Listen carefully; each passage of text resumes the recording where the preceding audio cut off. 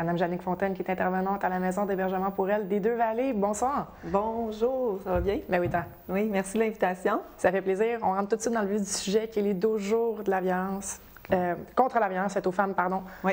Pourquoi 12 jours? Bien, 12 jours, le 25 novembre, qui parle des 12 jours, ça a été décrété par l'ONU. Puis ça finit le 6 décembre avec la journée triste, l'événement de la tuerie de la Polytechnique qui fête son 26e anniversaire cette année. Qu'est-ce qu'on peut retrouver comme activité dans ces 12 journées-là? Écoute, dans l'Outaouais, il y a plusieurs activités, mais nous, on participe à la vigile du 6 décembre qui va avoir lieu dimanche prochain à Gatineau, dans le parc Mémoire d'elle. Donc, tout le monde est invité à midi à Gatineau le 6 décembre.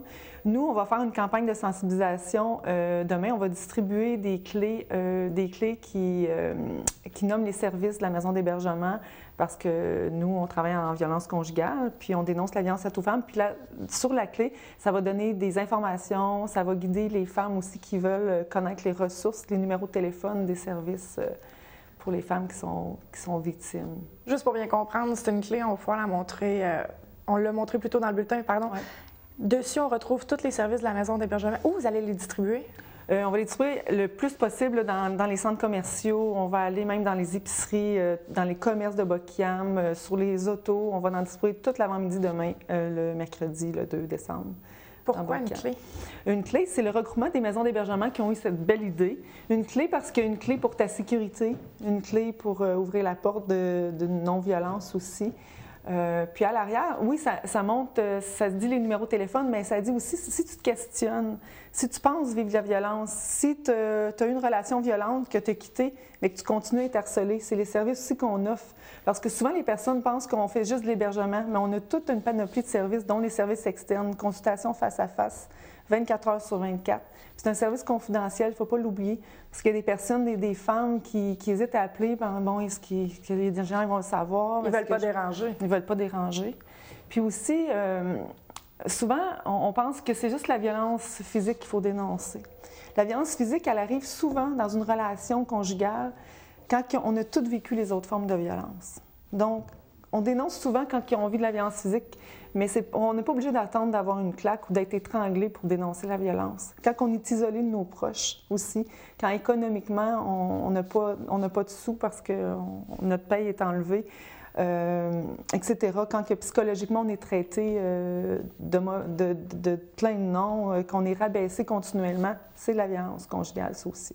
L'actrice Ingrid Falaise a sorti son livre récemment appelé « Le monstre », elle qui a vécu de la violence conjugale. Ouais. Quand même assez extrême, là. Mm-hmm. Les commentaires sur les réseaux sociaux se disaient « Ah, mais moi, je suis pas si pire que ça. Ouais. Je veux t'entendre là-dessus, s'il te plaît. » Mais souvent, quand on est dans un contexte de violence conjugale, on banalise ce qu'on vit. Parce que l'acte qu'on vit ou le dénigrement qu'on vit, c'est moins pire que la dernière fois. Puis plus les années avancent dans une relation conjugale abusive, plus qu'on se dit, c'est moins pire que l'année passée, puis plus qu'on banalise, parce qu'on le vit tellement au quotidien qu'on se dit que c'est tout le temps moins pire. Mais même si on ne vit pas la violence extrême, la violence psychologique, c'est très dommageable. Tandis qu'une violence physique, si tu reçois un coup de poing demain matin, on dirait que c'est plus clair que c'est de la violence, parce que socialement, c'est ça qui est dénoncé, la violence physique. Tandis que la violence psychologique, verbale, économique, l'isolement, on en parle moins, parce que c'est pas criminel. Mais la violence psychologique, encore une fois, c'est la violence très, très dommageable pour une personne, pour l'estime de soi. Puis c'est pour ça que les femmes restent souvent, quand on détruit ton estime de soi pendant plusieurs mois, plusieurs années, c'est difficile après de quitter un conjoint. Tu as parlé du niveau social. Souvent, malheureusement, on entend « mais elle reste là parce qu'elle aime ça avoir des coups ». Ouais. On répond quoi à ça?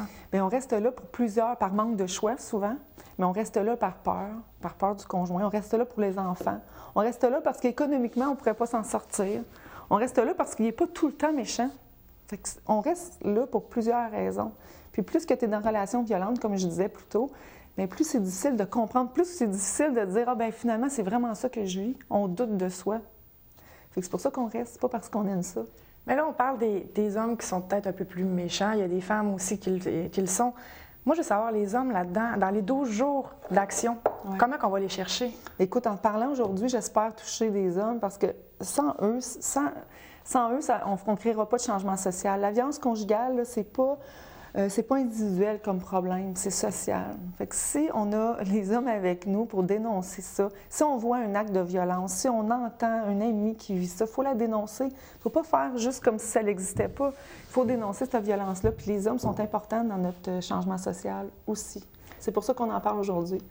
En espérant que le message passe. Et là, je veux terminer rapidement là-dessus. 10 000 femmes auraient été refusées dans les maisons d'hébergement au courant de l'année 2014-2015. En tant qu'intervenante, ça te dit quoi, ça? Ça dit qu'on a besoin d'encore plus de ressources, mais ça dit qu'il faut que les femmes appellent quand même, parce que si on n'a pas de service d'hébergement, on a tout le service externe qui est là. On va faire quand même la consultation téléphonique, on va quand même référer à d'autres maisons. Il y a 7 maisons d'hébergement sur le territoire, il ne faut pas oublier. Fait que oui, c'est vrai qu'il y a beaucoup de refus, mais il y a beaucoup d'admissions aussi, il ne faut pas l'oublier. Je veux t'entendre rapidement sur un concours qu'il y a eu à l'École des Trois Chemins. C'était quoi ce concours-là que vous avez mis en place? C'est en cours. Le concours, c'est que les enfants, faut qu'ils fassent les jeunes, il faut qu'ils fassent un dessin pour dénoncer la violence. Puis là, on fait un tirage, ça les sensibilise à ne pas accepter la violence. C'est quoi pour eux autres la violence? Honnêtement, j'ai complètement oublié le titre, le slogan de cette année, parce que c'est nos intervenantes jeunesse qui travaillent fort en sensibilisation dans les écoles pour dénoncer tout ça, l'intimidation, la violence dans la relation amoureuse. Mais puis après, si jeune. Pardon? On commence si jeune? Ah, si jeune. Les intimidateurs d'aujourd'hui, il faut voir que malheureusement, ça va être probablement nos personnes qui vont être violentes dans les relations amoureuses plus tard. Donc, des sensibilisés jeunes, bien, ça va être nos gars puis nos filles de plus tard, donc, pour plus tard. Donc, nos intervenantes jeunesse sont dans plusieurs écoles de la région pour sensibiliser à la problématique. Excellent. J'espère que le message passe. Jannick, merci beaucoup. Merci à toi.